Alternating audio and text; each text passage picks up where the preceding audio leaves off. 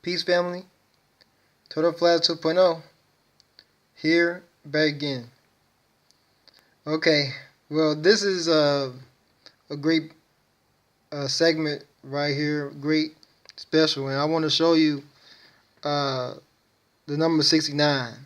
And and you probably know what the answer is right now. But the number 69, number 6, right, represents carbon. Number 9 represents, end of a cycle. And so this is really a number that is in reference to saying that, okay, carbon is it gives life, right? And that life is really moves in cycles. This is what this number is.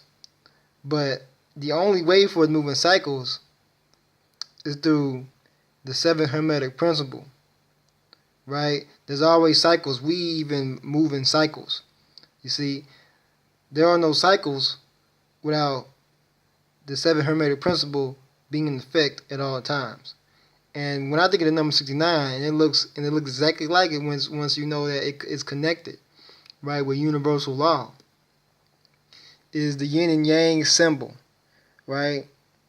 And they say that, okay, yeah, the Yin and Yang symbol came from Africa and originated in Africa, and it was moved to transcended to Asia. And yeah, it's an Asian-like symbol, but it actually was in Africa. And the reason why this symbol is very sacred symbol, one of the most famous, is that it shows that the masculine and feminine nature can never be replaced. You see, it's whole. And that when you talk about wholeness, right, you're moving towards self-love. And so when you notice the circle here, right, the circle means wholeness, right?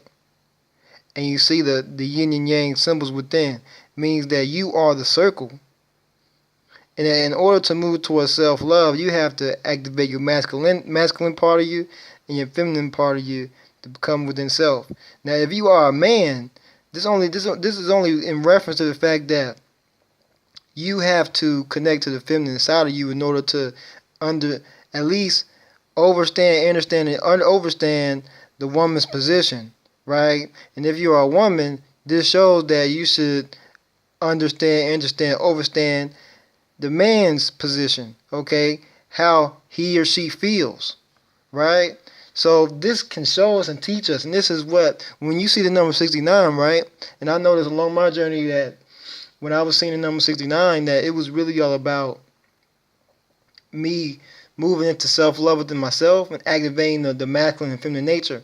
With me doing these videos, this is me connecting to my feminine nature, me being vulnerable, because that's what really the feminine energy is all about, being vulnerable. And with the masculine energy, right, you're using your vision, you making it happen, right? You putting it into action. There's no fear involved. You see, and so through number 69, right, the universe, once we see this, tells us that that's what we're moving to. We're moving into self-love. We're moving into wholeness within self. And that's what this symbol is all about. And that's really what it's really about. And it shows that also that numbers created us. You see, numbers created us. Therefore, from the numbers came the symbols on how we live. And that's really what it's really about. And now I'm going to go to another segment here and show you how the relationship with another number as well. Okay. Now, this may not be a number I'm going to show you, but this gonna probably, you may know what I'm going to talk about when I show this letter. But this letter is the letter B, right? And yeah, I said number right before, but you may already have an idea of what this is, right? But if I had to split the letter B apart, right, I will make the number 13, right? And people say, oh, there's fear about the number 13. And I'm gonna let you know, the reason why the number 13 may have been, there's been a lot of fear presented with that, and it's an agenda for that to make us fear, but it's nothing really to fear. Truthfully, this can show that, hey, number 13 is all about being or becoming, right? It represents the man versus the serpent and within, the battle of the lower nature and the higher nature within, right? And truthfully, this number is all about knowing that, hey, look, when it comes down to becoming somebody new, a higher person in reference to vibration, right? That the way to conquer the evil that's within inside you, right, is that it takes learning. It takes learning. And notice that we're learning new things right now in this new cycle we're in. We're learning. There's people that are teaching us, you see. And once we learn the right way, right, connect back to divine wisdom, connect back to ancient wisdom, right, that is when we will defeat our serpent-like ways, right, our lower nature. That's what it is. That's what the caduceus is all about, right? And so this is what it is. We have to learn, like I said in my last video, because it's essentially about us being the gods in training. So this is how we move toward our godhood, our divine godhood, and be truthful of what we know intuitively who we are. This is the way.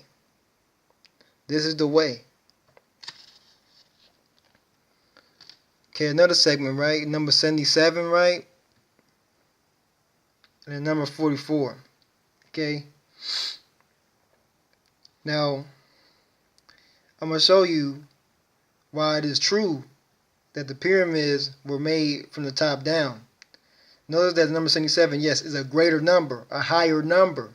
Keep that in mind. Number 77 is a higher number. Okay? My $77 is worth more than $44, right? And that's for a reason, right? So if I made, like we said in our last part 2, right? The number 77 makes the downward pyramid, right? And with the number 44, it makes, right, a straight pyramid. And this goes back to the let me refer again. This goes back to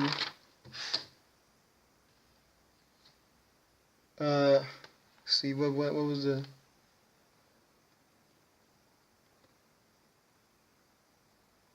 this goes to our second Hermetic principle, which is the principle of correspondence, right?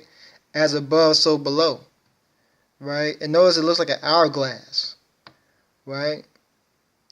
And this shows that, hey, that when we talk about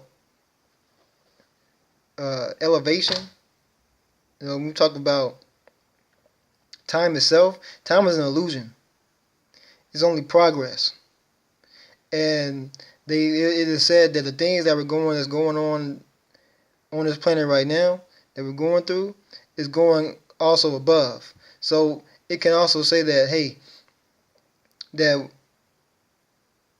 whatever has started or began, right, down here also began before up there. And that if we look at the pyramids in Giza, right, it's aligned with Orion's belt. So it just shows that everything is somewhat happening at the same time. And that whatever we do now can change what is going on in the future, right? 1944, 1977.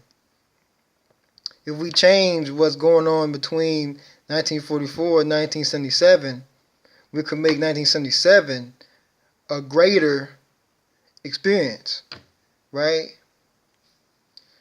And no, I think 1944 was World War One or two. I'm not. I think it was World War One, right? Hitler's time, right?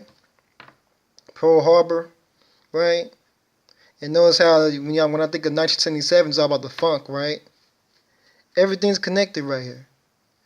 And so uh, there's better days ahead, family.